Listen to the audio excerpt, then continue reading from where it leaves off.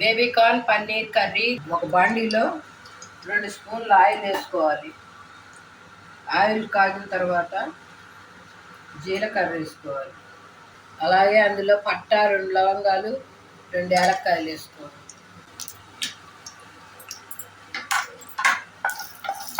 అవి వేగిన తర్వాత అందులోకి కరివేపాకు వేసుకోవాలి.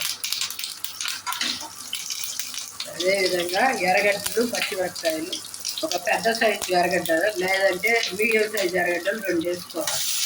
ఒక 4 పచ్చిమిరపకాయలు కోసి వేసుకోవాలి.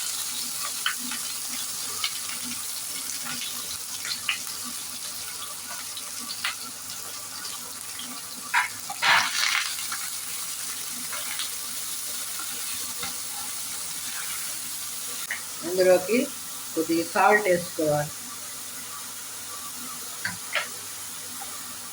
వీటిని దోరగా వేయించుకోవాలి.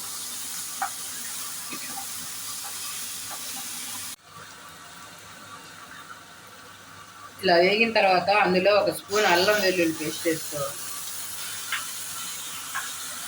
వేసుకొని దాన్ని వాడుకోవాలి. బాగా పచ్చి వాసన పోయేంత వరకు వేయించుకోవాలి.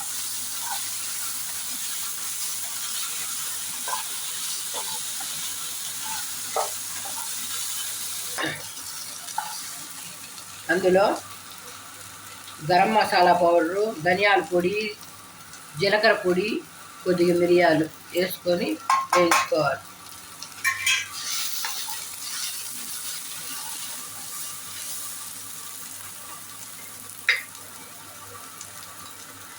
అదేవిధంగా చిటికెడు పసుపు పొడి వేసుకోవాలి.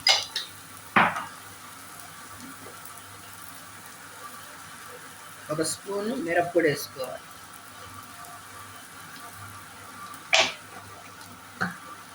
వేసుకొని వేయించుకోవాలి.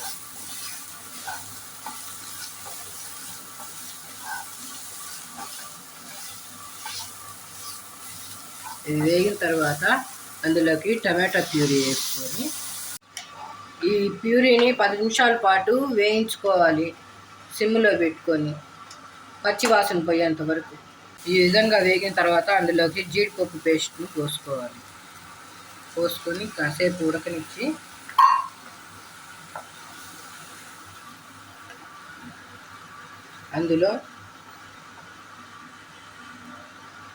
అందులోకి బేబీ కార్న్ని 10 నిమిషాల పాటు ఉడకనిచ్చి పక్కన పెట్టుకున్న దాన్ని తీసుకొచ్చి దీనిలో వేసేసుకోవటం. అదేవిధంగా పన్నీర్ ముక్కల్ని వేసుకోవాలి.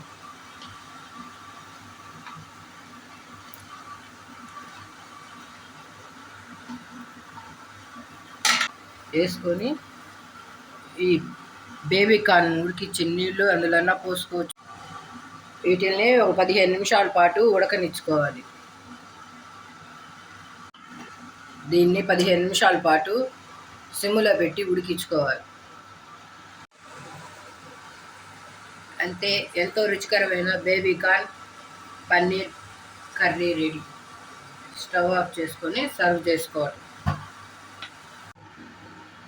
అంతే, ఎంతో రుచికరమైన baby corn paneer curry ready to eat.